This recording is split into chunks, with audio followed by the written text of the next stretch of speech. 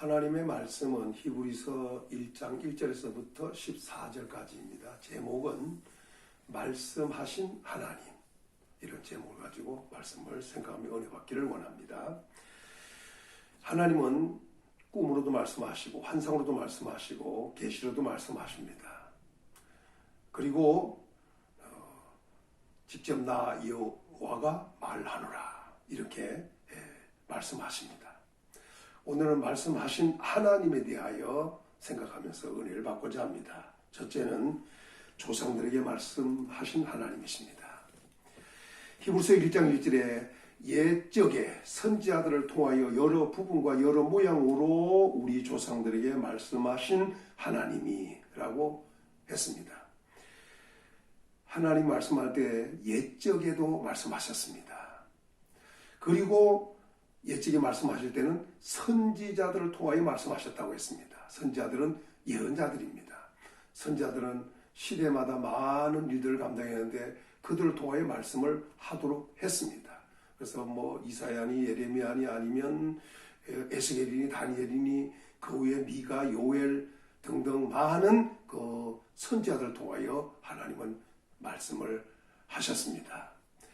그 선지자를 통하여 말씀하실 때 여러 부분으로 말씀하셨습니다. 여기서 여러 부분은 많은 또는 여러 방식으로 말씀했다는 겁니다. 그러니까 한 가지 방법이 아니라 여러 방식으로 또 많이 이렇게 말씀을 하셨습니다. 뿐만 아니라 여러 모양으로 말씀을 하셨습니다. 여러 가지 방법으로 그 하나님께서는 말씀하시고자 하는 것을 조상들에게 말씀을 하셨던 것입니다. 두 번째는 우리에게 말씀을 하셨습니다. 우리에게 말씀하셨는데 우리에게 말씀하실 때는 성경이 이렇게 말합니다.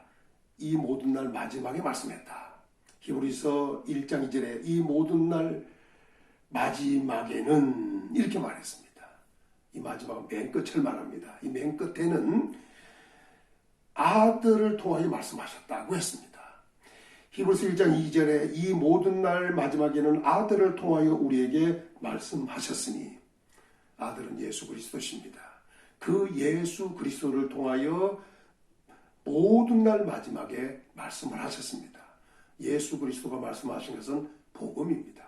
그래서 마가복음 1장 1절에 보면 예수 그리스도의 복음의 시작이라 이렇게 말씀을 했습니다. 예수 그리스도, 그럼 말씀하신 예수 그리스도, 아들이신 예수 그리스도, 그 하나님의 아들이신 예수 그리스도는 어떤 분이신가? 만유의 상속자로 세우신 분이십니다. 히브리서 1장 2절에 아들을 만유의 상속자로 세우시고 예수 그리스도는 하나님의 아들이십니다. 하나님은 그 아들을 만유의 상속자, 곧 모든 것의 후계자, 후사로 우리 하나님은 세우셨습니다. 우리에게 말씀하신 아들은 모든 세계를 지으셨습니다.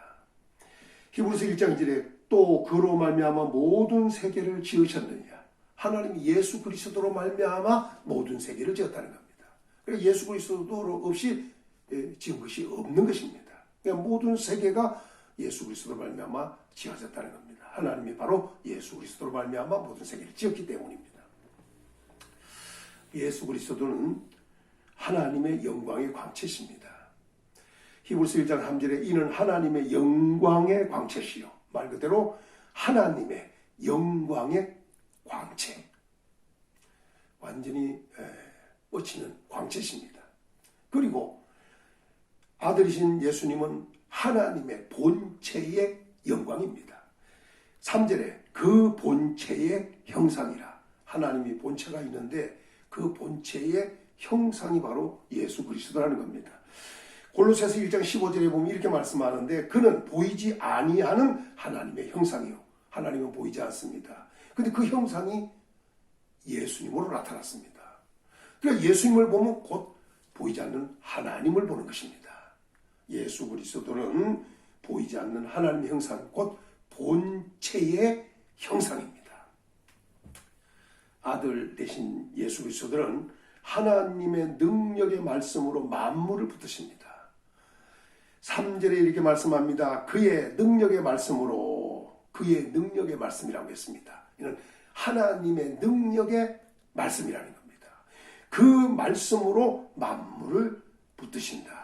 그러니까 예수님은 하나님의 말씀에 그 말씀을 가지고 계시고 그 말씀의 능력을 가지고 능력 있는 말씀을 가지고 계시면서 그 말씀으로 만물을 붙들고 계신다.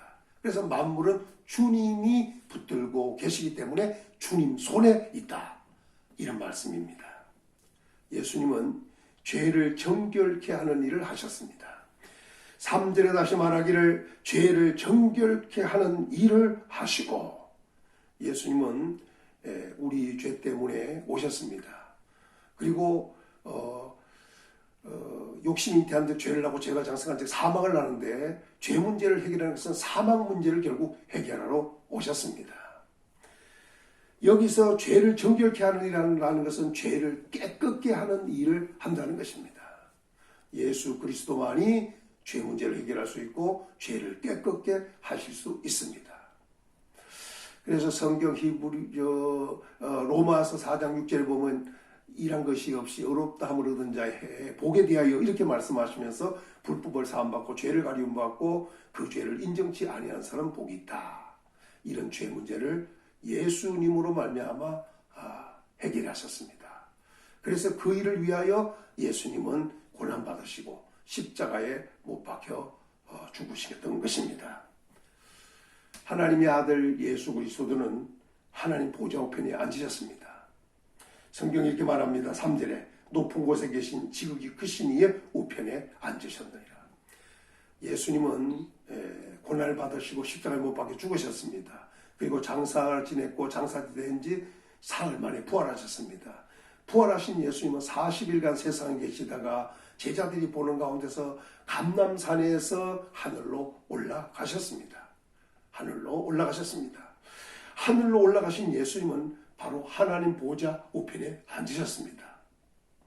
그 보좌가 있는 그 보좌 우편, 이 하나님의 보좌 우편, 하나님은 어떤 분이신가? 높은 곳에 계신 분이시고 지극히 크신 하나님이십니다. 그 하나님 우편에 우리 예수님이 성천하여 올라가셔서 앉으셨다. 이 말씀입니다. 예수 그리스도는 맏아들로서 세상에 다시 오실 것입니다. 히브리서 1장 6절에 또 그가 맏아들을 이끌어 세상에 다시 들어오게 하실 때에 예수님을 맏아들로 표현하셨습니다. 그러면서 이렇게 말합니다. 이끌어 세상에 다시 들어오게 하실 때 육신을 입고 세상에 오셨었습니다. 예수님은 부활 성천하시고 하늘에 계시다가 보좌 우편에 계시면서 또 사역을 감당하시다가 이제 언젠가 예수님은 다시 오실 것입니다. 이것을 맏아들을 이끌어 세상에 다시 들어오게 하실 때 이게 세상에 다시 들어오게 하실 것입니다. 누가? 하나님께서. 이걸 우리의 표현을 그대로 한다면 재림입니다. 예수님은 다시 오실 것입니다. 그래서 히브리서 9장 27절에서 28절 이렇게 쭉 봐야겠지만 그 중에 이런 말씀을 하고 있습니다.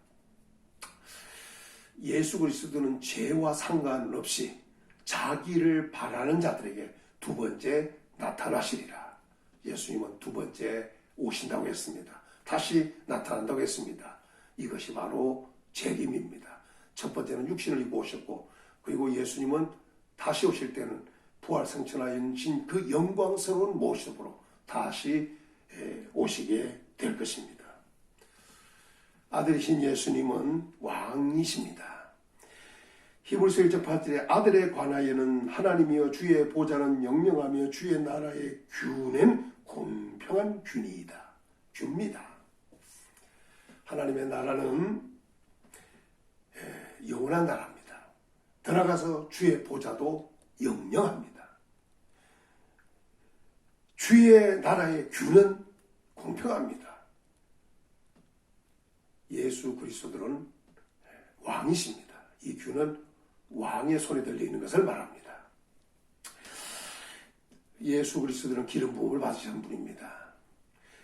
히브리서 1장 9절에 주께서 을을 사랑하시고 불법을 미워하셨으니 그러므로 하나님 곧 주 하나님이 즐거움의 기름을 주께 부어 주를 동료들보다 뛰어나게 하셨도다. 이렇게 말씀을 했습니다.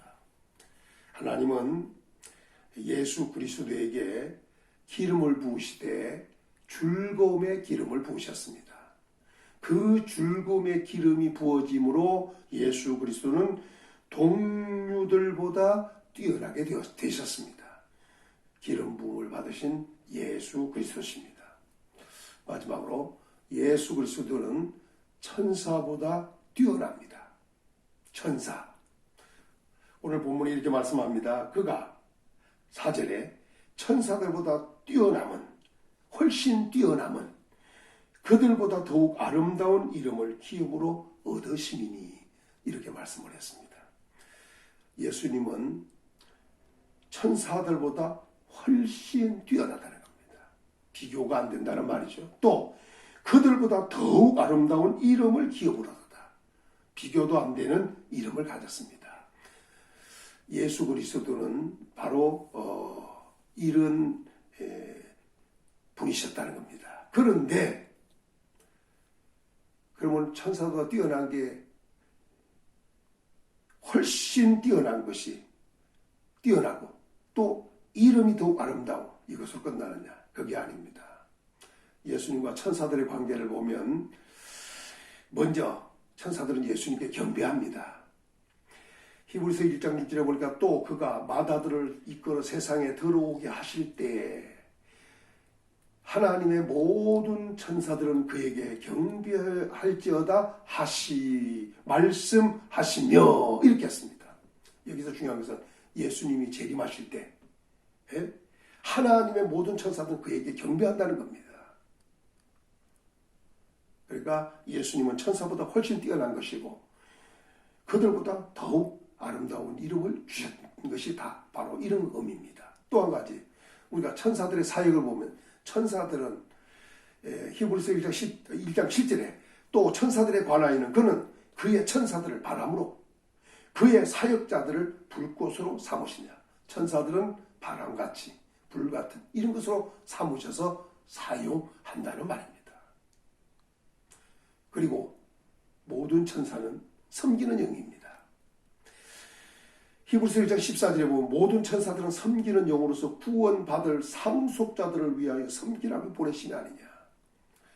우리 예수님께 경배하는 것도 당연하지만 또 한 가지는 모든 천사들은 섬기는 영이라는 겁니다.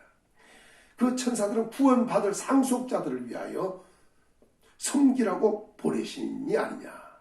그러니까 상속자들, 구원받을 상속자가 되어 있다면 천사들에게 섬김을 받는다. 이런 말도 되겠습니다. 예수님께는 경배하고. 결론으로 말씀을 드리면 우리 하나님은 옛적에는 조상들에게 말씀하셨습니다.